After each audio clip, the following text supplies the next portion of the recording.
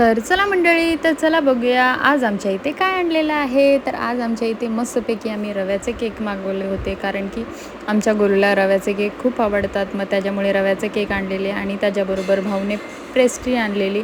तर एक पेस्ट्री आणली तर दोघेही भावांची भांडणं होऊन जातात. मग त्याच्यामुळे भाऊने 2 पेस्ट्री आणलेली, एक छोट्यासाठी आणि एक मोठ्यासाठी.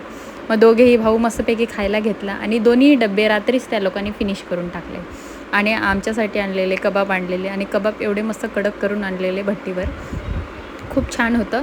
आणि त्याच्यावरती ती पापडी टाकून दिलेली, मक्याची पापडी असते ती, तर ती आमचा गोलू पण खात होता. मग त्याच्यामुळे त्याला आम्ही काढून दिलं साईडला. आणि त्याच्याबरोबर चिकन चिल्ली पण आणली होती आणि चायनीज आणलेली. तर मस्तपैकी घेतलेलं वाढायला, तर मी वाढून देत होते.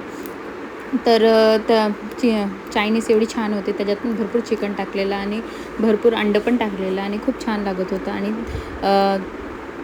त्याच्याबरोबर लिंबू पण दिलेला आणि कांदा पण दिलेला आणि चिकन चिल्ली तर खूपच टेस्टी होती. तर या मंडळी, तुम्ही पण खायला.